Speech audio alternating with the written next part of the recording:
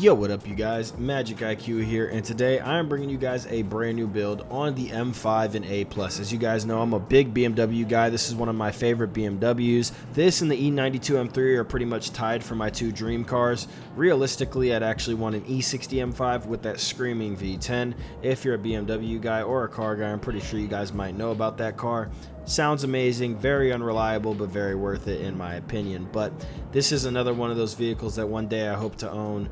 Twin turbo V8 M5. I mean, this thing's absolutely gorgeous. We've altered the motor slightly just for this A+ build, and this thing is actually pretty dang good. The only thing that's holding it back is the top speed. If it had a 170 top speed, this thing might be in the conversation. I'm not gonna go and say it's the best, but it's pretty good for what it has, and I'm not gonna lie, I didn't expect this much performance out of this vehicle in this class. I was very surprised and very happy with it. So make sure you guys leave a like, comment, and subscribe. Let me know what your favorite class of cars, manufacturer of cars, what you guys prefer when it comes to real life preferences in terms of cars. So without further ado, let's get straight into it, man. So first things first, getting into what motors in this thing.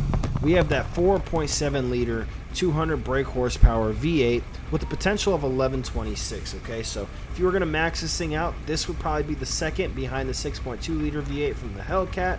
But in this class, this thing is probably the most dominant in terms of numbers and overall handling and top speed ability. It's just got it all mixed up into one, okay? For the numbers, we're actually pushing 719 horsepower, 761 foot-pounds of torque, 11-second flat quarter mile. We're running a 3.2 in the 0 to 60 department. We're also running a 162 top speed, which can be rev teched up to 164, which is very respectable. Not the best, but definitely pretty decent in A+ class. You realistically, for a top tier build, would probably want somewhere around 170, 175 to be in that meta conversation with insane acceleration to boot.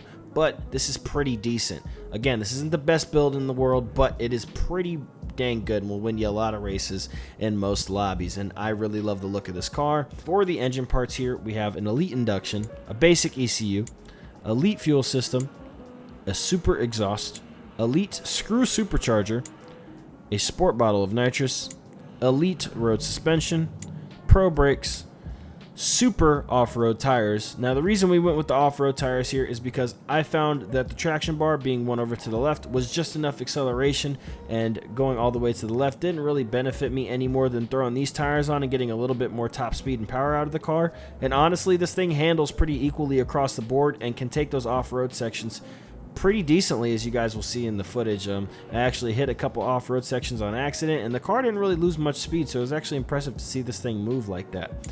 We also have a super clutch in this thing from stock. It comes with the super clutch, which is very nice because instantly as you launch, you can shift straight up into third gear and then shift into fourth when it hits that RPM. That's what I would suggest. Double tap the shift up button as soon as you launch the car while holding the nitrous. Wait for it to hit max RPM in third, then shift into fourth. It's a very nice launch when you do it in such a way. We have the 5-speed gearbox on here as well with a super differential. We're running nitrous grip and drift auxiliaries. Now for the handling, we have 55% drift on this thing. We are one click over to the right on steering sensitivity, and we are one click to the left from all the way high on the downforce. So I believe that's 4 clicks-ish to the right from the middle, but just go all the way to max, one click to the left, and you're right on the spot.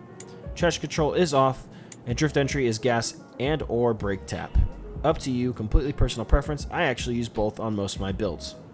I hope you guys enjoyed this car. I personally love it. It's one of my favorite to use in the class, just when I'm having a good time, chilling with the boys. I try really not to try too hard at this game anymore because I'm just looking to enjoy myself as much as possible with all the variables that are thrown at me in all the races. This is able to keep me grounded and help me have a good time while still looking good, driving a car that I really love in real life, and able to get the maximum performance out of it, and I hope you guys enjoy this build as well.